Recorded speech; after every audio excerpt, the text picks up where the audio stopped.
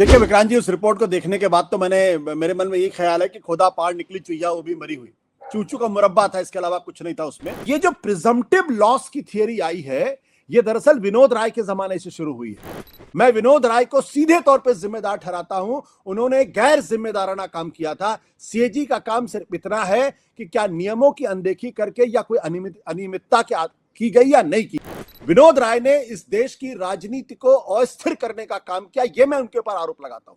और एक पत्रकार होने के नाते मैं इसको बड़ी मजबूती के साथ कहता हूं। भविष्य में सीएजी को इस तरीके के प्रिजम्पटिव लॉस की थियरी को कूड़ेदान में फेंकना चाहिए, नहीं तो इस देश को छोड़ दीजिए, दुनिया की कोई भी सरकार काम नहीं करेगी। हालांकि यह बात भी पूरी तरीके से सच है कि जब से नरेंद्र मोदी की सरकार आई है, तब से ED, income tax, CBI, police, इन तमाम चीजों का खूब दुरुपयोग हो रहा है और खासतौर विपक्षी पार्टियों के नेताओं को फंसाने के लिए। नमस्कार, आप सभी का स्वतंत्र पर स्वागत है। जिस कैग रिपोर्ट का सब इंतजार कर रहे थे और ये कहा जा रहा था कि दिल्ली की शराब नीति के मामले में कैग रिपोर्ट पेश होने के बाद, कैग रिपोर्ट की सील खुलने के बाद बवाल मच जाएगा, एक जलजला आ जाएगा, तो उसी पर बात करने के लिए मौजूद है वरिष्ठ पत्रकार आशुतोष जी।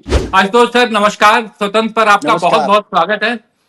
सर, सीएजी रिपोर्ट को लेकर बहुत लंबे समय से सब लोग इंतजार कर रहे थे। कहा जा रहा था कि आम आदमी पार्टी ने वो रिपोर्ट दबाई हुई थी, वो सामने नहीं आ पा रही थी।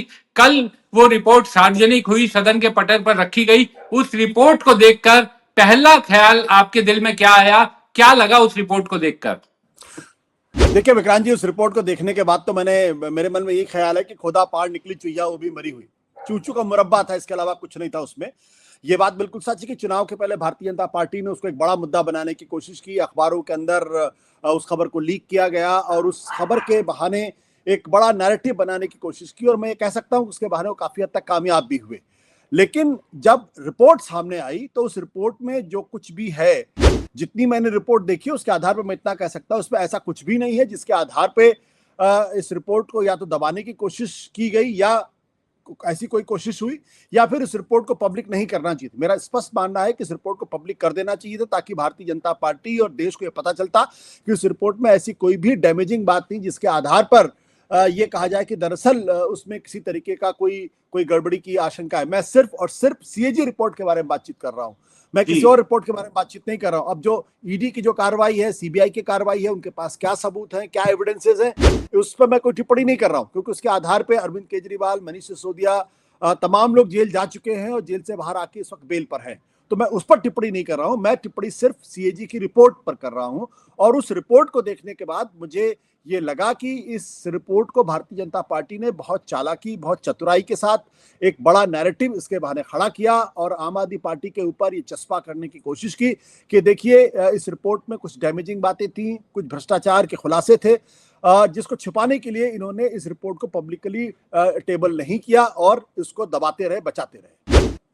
लेकिन आशुतोष जी, ये रिपोर्ट अगर हम देखें, इसमें सीएजी ने कहा है कि massive revenue loss of 2002.68 crore, और साथ साथ उन्होंने कहा है कि ये कदम नहीं उठाए गए जिस कारण ये लॉस हुआ है, यानी ये नोशनल लॉस बता रहे हैं। तो इस तरीके का लॉस तो हमने 2G की रिपोर्ट में भी देखा था, जो बहुत ही ऐतिहासिक रिपोर्ट थी विनोद राय जी की, और उस रिपोर्ट में भी हमने देखा था कि किस तरीके से उन्होंने एक बड़ा लॉस दिखाया था जिसका खामियाजा कांग्रेस को भुगतना पड़ा। अब मैं आपसे ये चीज समझना चाहूंगा, क्योंकि आप लंबे समय से संपादक रहे हैं, तमाम इस तरह की सीएजी रिपोर्ट्स को देखते रहे हैं। सीएजी ने जो एक नीतिगत जो फैसला लिया गया था उस पर सवाल उठाया है। तो नीतियां तो सरकार की कभी सही कभी गलत हो सकती हैं, लेकिन उस नीति में करप्शन हुआ है, ये कैसे साबित होगा? देखिए विक्रांत, ये उस पर 2G पर टिप्पणी करने के पहले मैं बता दूं कि इसमें जो 4-5 चीजें कही गई हैं। एक तो ये कहा गया है कि जो नॉन कन्फॉर्मिंग जोन में आपने शॉप अलाउ नहीं किया, उसके आधार पे आपको 941.53 करोड़ का नुकसान हुआ जी। दूसरी बात ये कही कि tender not issued for 19 zones, उसकी वजह से 890.5 करोड़ का नुकसान हुआ। तो अगर ये दोनों जोड़ लें तो तकरीबन 1800 करोड़ की बात होती है। फिर वो कह रहे हैं कि इनकम कलेक्शन और उसके आधार पर 27 करोड़, फी वेवर 144 करोड़, और मार्जिन 5 से 12 आपने प्रतिशत कर दिया। तो ये तो सरकार का प्रेरोगेटिव है कि वो अपनी पॉलिसी में बदलाव करे या ना करे। और अगर कोई सरकार पॉलिसीज में बदलाव करती है या कोई अधिकारी बदलाव करता है तो उसके आधार पर कोई भी किसी भी सरकार को, किसी भी मंत्री को, किसी भी अधिकारी को, किसी भी मुख्यमंत्री को, किसी भी प्रधानमंत्री को आप फांसी पर नहीं लटका सकते, क्योंकि उनका चुनाव ही इसलिए हुआ है, वो उस कुर्सी पर बैठे ही इसलिए हैं कि जनता के हित में जो बेहतर समझते हैं उस हिसाब से पॉलिसी में बदलाव करें, या जो पुरानी पॉलिसी चल रही है उस पॉलिसी को कंटिन्यू करें। अब पॉलिसी अगर कोई सरकार बनाती है तो उसके तीन चीजें हो सकती हैं, या तो उस पॉलिसी से सरकार को फायदा होगा, उनके खजाने में पैसा आएगा, या उस पॉलिसी से नुकसान होगा, खजाने में जो पैसा आना था वो नहीं आएगा, या कोई बदलाव नहीं होगा, जैसे पहले चीजें चल रही थी उसी तरीके से चलेंगी। अगर किसी अधिकारी को सिर्फ इस आधार पे या किसी मंत्री को इस आधार पे आप पनिश करेंगे कि उन्होंने बदलाव किया और उसकी वजह से घाटा लग गया जी, तब तो ये देश तो छोड़ दिया, दुनिया की कोई सरकार नहीं चल सकती, हिंदुस्तान तो छोड़ दिया, अमेरिका की सरकार भी नहीं चल सकती, क्योंकि पॉलिसी चेंज के आधार पे आप किसी को पनिश नहीं कर सकते। Point number 1। दूसरी बात जो है वो और महत्वपूर्ण है कि इस पूरी रिपोर्ट में जितना मैंने देखा है कहीं इस बात का जिक्र नहीं है कि किसी कानून का उल्लंघन करके नीति को बनाया गया है।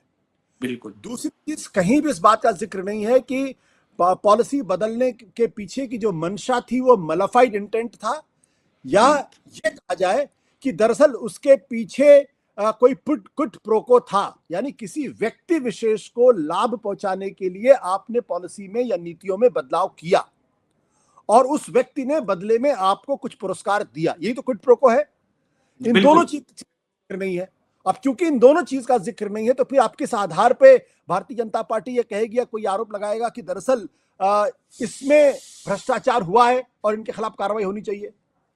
अब जो तीसरी बात यह है जो आपने कहा कि नोशनल लॉस की बात आपने की, ये जो पूरी बातचीत है इसमें अगर आप देखें तो प्रिजम्पशन किया गया है कि अगर आपने नॉन कन्फॉर्मिंग जोन में शॉप खोले होते तो 941 करोड़ का फायदा होता, चूंकि आपने नहीं खोला इसलिए लॉस हो रहा। आपने 19 जोन के लिए टेंडर इश्यू नहीं किए इसलिए 890 करोड़ का नुकसान हो गया।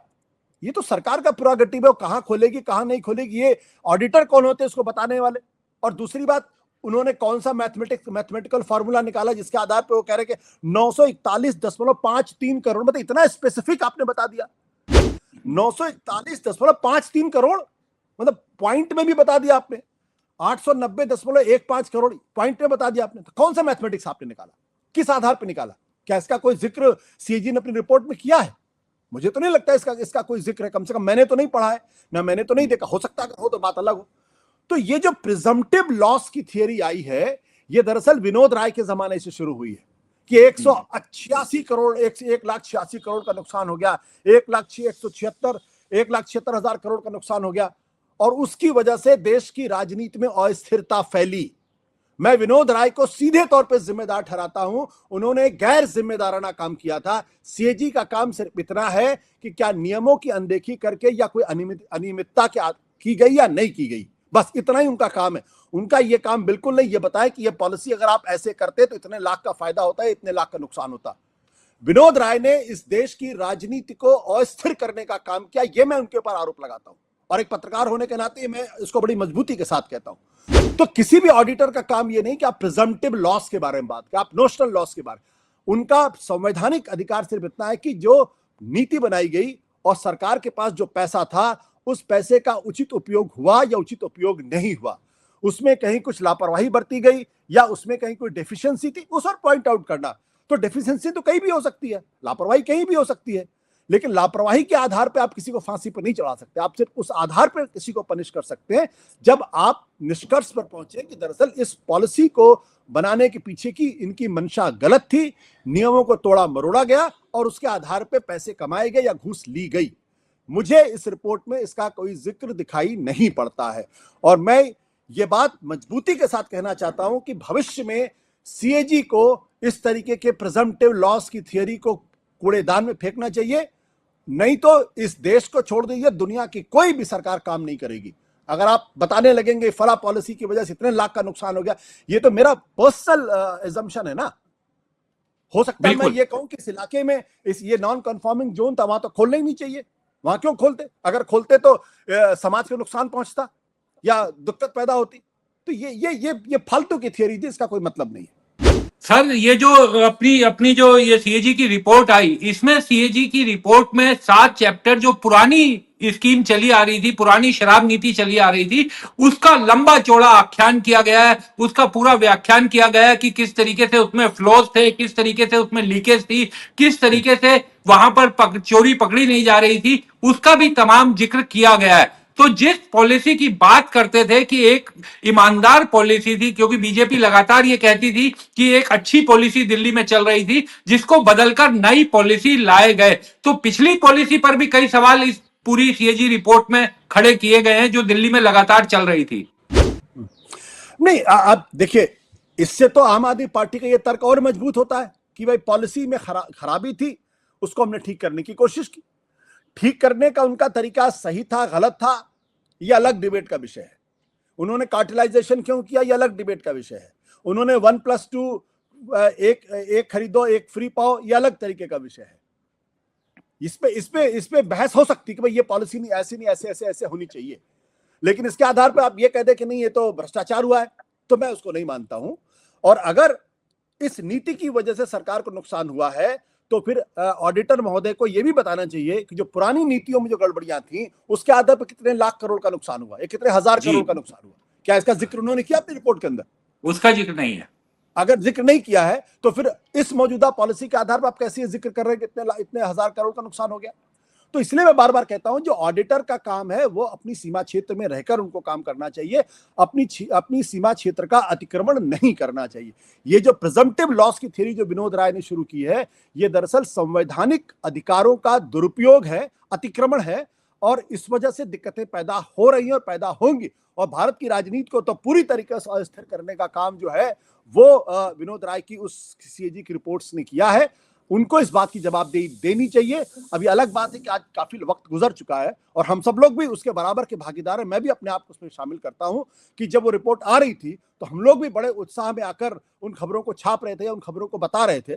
लेकिन जिसे कहते हैं कि अगर हम समझ जाएं तो ज्यादा बेहतर है। आज मुझे यह बात समझ में आती है कि जब 2G के मसले पर सीबीआई की अदालत ने किसी को भी दोषी नहीं पाया और सबको बाइज्जत बरी कर दिया, और यह भी कहा कि एक भी एविडेंस नहीं पाए गए भ्रष्टाचार के।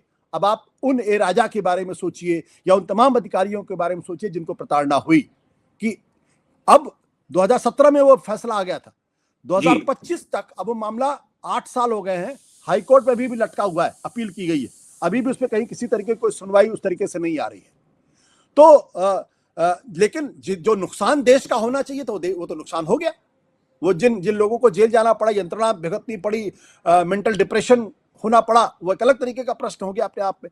मैं ये नहीं कहता हूं कि राजा ने भ्रष्टाचार किया या नहीं किया, मेरा विषय नहीं है, मेरे पास जानकारी नहीं है। लेकिन हाँ, उस रिपोर्ट की वजह से इन तमाम लोगों की छवि एक भ्रष्टाचारी की बनी, मनमोहन सिंह की सरकार की छवि धूमिल हुई, और उसका फायदा दुर्भाग्य सौभाग्य से आम आदमी पार्टी ने भी खूब उठाया था। बिल्कुल। अब जिसे कहते हैं ना कि इतिहास पलट के आज की तारीख में अरविंद केजरीवाल के सामने खड़ा हो गया कि जिस सीएजी के आधार पर उन्होंने मनमोहन सिंह की सरकार की छवि धूमिल की थी, वही सीएजी की रिपोर्ट भारतीय जनता पार्टी ने इस्तेमाल करके आम आदमी पार्टी की सरकार की छवि को धूमिल करने का काम किया है। सर ये रिपोर्ट जब सामने आई तो उसके बाद आम आदमी पार्टी की जो पहली प्रतिक्रिया सामने आई उसमें उन्होंने कहा कि इस नीति को पूरी तरह से लागू नहीं होने दिया, डीडीए के इलाकों में दुकानें नहीं खुल पाई, उसके बावजूद जो सरकार का रेवेन्यू था वो सरकार का रेवेन्यू पहले के मुकाबले बढ़ा है, और ये रेवेन्यू और ज्यादा बढ़ता अगर इस नीति को सही तरीके से लागू होने दिया जाता। ये उनकी तरफ से दलील भी दी गई है। देखिए, ये तो आम आदमी पार्टी को अपने मन से पूछना चाहिए था कि भाई वो क्यों पॉलिसी को जो बदलाव किया उसको ठीक तरीके से लागू नहीं करवा पाई। वो मेरा अधिकार क्षेत्र उस तरीके से नहीं है। मेरा तो साफ तौर पर मानना है कि आम आदमी पार्टी का जो कन्फ्रंटेशनल एटीट्यूड था उसको बदलना चाहिए। जब आप सरकार के अंदर होते तो नियम होते हैं, कानून होते हैं, संविधान होता है, और एलजी के साथ मिलकर काम करना चाहिए था। और ये उनके और उनके बीच के रिश्तों की वजह से सारी गड़बड़ियां पैदा हुई हैं।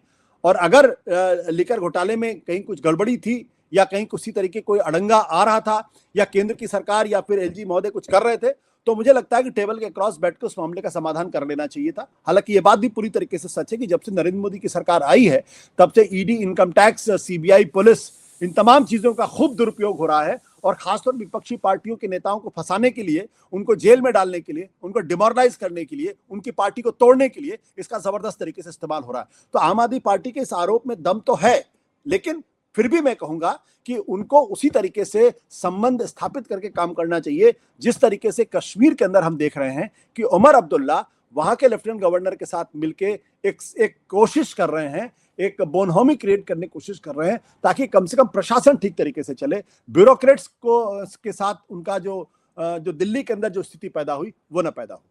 लेकिन सर उमर अब्दुल्ला के राज्य की परिस्थिति और दिल्ली में जो सत्ताधारी दल था यानी आम आदमी पार्टी, उसकी राजनीतिक परिस्थिति तो एकदम अलग है ना। बीजेपी और आम आदमी पार्टी हर जगह टकराते हुए दिखाई देंगे। गुजरात में आम आदमी पार्टी जाती है, गोवा में जाती है, पंजाब में बीजेपी जहां जाने की कोशिश कर रही है वहां आम आदमी पार्टी सत्ताधारी है। उमर अब्दुल्ला के साथ तो बीजेपी का ऐसा कोई राजनीतिक टकराव तो है नहीं कि दोनों, उनके लिए तो ज्यादा बेहतर यही है कि वो अच्छे संबंध केंद्र के साथ बना के रखें और वो राजनीतिक रूप से आसान भी है उनके लिए। देखिए विक्रांत, मुझे लगता है कि अब चुनाव खत्म हो गया है और आम आदमी पार्टी को भी अपने अंदर अंतर्मन में झांक कर बहुत सारी चीजें जो गलतियां की उस पर दोबारा से जरूरत है। सिर्फ ये कहने से काम नहीं चलेगा कि हमसे कोई गलती नहीं की, सारी गलती केंद्र सरकार की है, सारी गलती लेफ्टिनेंट गवर्नर की है, तो वो सही तरीका नहीं होगा। दिल्ली की सरकार, दिल्ली के लोगों ने आम आदमी पार्टी के ऊपर बहुत भरोसा किया। 2013 में उनको 28 सीटें दी, 2015 में उनको 67 सीटें दी, 2020 में उनको 62 सीटें दी, और अगर 2025 में उनको सीटें नहीं मिली फिर भी 22 सीटें हैं, तो कुछ ना कुछ तो कहीं ना कहीं जनता की नजर में कुछ ना कुछ तो कमी रही होगी, कुछ ना कुछ तो प्रॉब्लम रही होगी जिसकी वजह से लेफ्टिनेंट गवर्नर से नहीं पटी, केंद्र सरकार से नहीं पटी, ब्यूरोक्रेट से नहीं पटी। ये गंभीर आरोप लग गए कि चीफ सेक्रेटरी को अपने घर पे बुला के पिटवाया गया। तो इन सब चीजों को संदर्भ में देखकर बहुत ईमानदारी के साथ अन्वेषण और विवेचना करने की जरूरत है कि हमसे कहां कहां गलतियां होंगी। गलती हर इंसान से होती है, गलती हर पार्टी से होती है, हर नेता से होती है, उसको दुरुस्त करने की जरूरत है। और मुझे लगता है कि उसमें एक गलती ये थी कि आप केंद्र सरकार के साथ जो रिश्ते होने चाहिए थे, जो मैनेजेबल रिश्ते होने चाहिए थे, वो भी आप नहीं स्थापित कर पाए। जैसे कि असेंबली के पटल पे खड़े होकर ये बार बार कहना कि चौथी फेल राजा, चौथी फेल राजा, मुझे लगता है ये अच्छा नहीं है। देश के प्रधानमंत्री के बारे में आप इस तरीके से बातें करें तो फिर कन्फ्रंटेशन ही बढ़ता है, एनिमिटी बढ़ती है, उससे दोस्ताना माहौल नहीं बनता है। तो उसमें ऐसी वो चीजें हैं जो ठीक हो सकती हैं। और राजनीति के अंदर कोई भरोसा नहीं। आज आप आम बीजेपी के खिलाफ लड़ रहे हैं, कल आप बीजेपी के साथ खड़े हो सकते हैं। नीतीश कुमार का उदाहरण सबके सामने है, ममता बनर्जी का उदाहरण सबके सामने है, उद्धव ठाकरे का सबसे सामने। तो मैं आज ये क्यों कह दूं कि अरविंद केजरीवाल के रिश्ते नरेंद्र मोदी से बहुत खराब हैं और कल अच्छे नहीं होंगे? अब भाई कांग्रेस पार्टी को आप इतनी, कांग्रेस पार्टी की मदद से सरकार तो बनाई ना, और लोकसभा के चुनाव में गठबंधन किया, तो कल ये भी तो हो सकता है। बिल्कुल सर, एक चीज मैं जानना चाहूंगा कि ये जो जिस दिल्ली की शराब नीति पर इतना बवाल मचा, वही नीति पंजाब में भी चल रही है और आम आदमी पार्टी का यह दावा है कि पंजाब का रेवेन्यू साल दर साल बढ़ता जा रहा है और कल उन्होंने पंजाब के रेवेन्यू का हर साल का ब्यौरा भी दिया। तो क्या जो नीति दिल्ली में खराब थी, जिस नीति पर दिल्ली में केस दर्ज हो सकते हैं, सीबीआई ईडी जांच कर सकती है, लेकिन पंजाब में वही नीति चल रही है, उसी के कारण सरकार का रेवेन्यू बढ़ रहा है, वहां पर कोई किसी तरह की कार्रवाई नहीं हो रही, उस नीति पर कोई सवाल नहीं उठ रहे, इसे किस तरह से देखा जाए? देखिए विक्रांत, आज की खबरों में अगर आप देखेंगे तो क्या हेडलाइन है? 2002 करोड़ का नुकसान। जी जी। अब ये जो भी इसको समझेगा 2002 करोड़ का नुकसान, उसके दिमाग में क्या आएगा कि आम आदमी पार्टी ने भ्रष्टाचार किया। बिल्कुल बिल्कुल। तो राजनीति में इन सब चीजों को मैनेज करना पड़ता है। उन्होंने मैनेज करने का तरीका ये निकाला कि हम सीएजी की रिपोर्ट को टेबल नहीं होने देंगे। वो इस बात को भूल गए कि सीएजी की रिपोर्ट तो एलजी के पास जाएगी और वो खबरें लीक होंगी, उस पर डिबेट डिस्कशन होता। अगर उसको पहले ही दिन कर देते, 6 महीने पहले रख देते, तो डिबेट ही खत्म हो जाती अपने आप पे ना, पूरी डिबेट खत्म हो जाती। तो पंजाब के अंदर आज क्या, पंजाब में इनके साथ अच्छी बात क्या है कि वहां पे इनकी फुल फ्लेजेड गवर्नमेंट है और उस पॉलिसी को लागू कर रहे हैं। मैं तो फिर कहता हूं कि इस पॉलिसी में जो जितनी मैंने देखी है या सीएजी की रिपोर्ट से जो बात मुझे पता चल रही है, पॉलिसी में गड़बड़ी नहीं है। अब अगर कहीं कोई मनी ट्रेल मिल जाती तो बात अलग है, वो उस पर मेरी कोई टिप्पणी नहीं, क्योंकि मेरे पास वैसी कोई जानकारी नहीं है। तो मनी ट्रेल मिल जाती है या कोई आदमी कहता कि भाई मैंने तो फला आदमी को फला पैसे दिए, तो वो अलग तरीके का प्रश्न खड़ा हो जाता। तो पॉलिसी पर सीएजी भी कोई रिपोर्ट में कोई बहुत बड़ी खामी नहीं निकाल पाई है। जाहिर सी बात है पंजाब के अंदर भी अगर लागू है, अगर उससे रेवेन्यू का लाभ हो रहा है तो अच्छी बात है। सिर्फ इस आधार पर क्योंकि दिल्ली के अंदर वो पॉलिसी ठीक से लागू नहीं, उसलिए पंजाब के अंदर वो गलत हो जाएगी, मैं उस थियरी को नहीं मानता हूं। मेरा मानना है कि पॉलिसी बदल करना सरकारों का अपना प्रोगेटिव है, उन्होंने किया और उसको फायदा नुकसान होता रहता है। एक बस अंतिम सवाल सर, क्या चुनाव से पहले इस रिपोर्ट को टेबल ना करना, क्योंकि रिपोर्ट तो सील होती है, शायद सरकार को भी अंदाजा नहीं होगा कि इस रिपोर्ट के अंदर क्या लिखा हुआ है, क्या इस रिपोर्ट को टेबल ना करना सरकार के लिए, पूर्व की सरकार के लिए यानी आम आदमी पार्टी की सरकार के लिए बहुत बड़ी गलती साबित हुई? अगर वो टेबल कर देती तो उसका इलेक्शन में इसे फायदा मिल सकता था। फायदा मिलता ये तो मैं अभी कहने की स्थिति में नहीं हूं, लेकिन दो बड़ी गलतियां इस सरकार ने की। एक, सीएजी की रिपोर्ट को बहुत पहले टेबल कर देना चाहिए था। दूसरा, जब सीबीआई जांच के आदेश दिए लेफ्टिनेंट गवर्नर ने, जब उन्होंने चीफ सेक्रेटरी से रिपोर्ट मंगवाई और उसके आधार पर जांच के आदेश दिए, उसके बाद मनीष सिसोदिया का प्रेस कॉन्फ्रेंस करके इस पॉलिसी को विड्रॉ करना, वो भी एक बड़ी गलती थी। आपने विड्रॉ किया तो मन में लोगों को संदेह पैदा हुआ कि देखो सीबीआई की जांच हुई, पकड़े जाने के डर से इन्होंने पॉलिसी वापस ले ली। वो नहीं करना चाहिए था। बहुत बहुत शुक्रिया सर द स्वतंत्र से बातचीत करने के लिए, और दर्शकों से अनुरोध है कि स्वतंत्र देखते रहिए, हमें लाइक कीजिए, सब्सक्राइब कीजिए और अपना साथ बनाए रखिए। बहुत बहुत शुक्रिया सर। Thank you. हमारे चैनल को कृपया लाइक करें, सब्सक्राइब करें और अपने साथियों से भी जरूर करवाएं। शुक्रिया।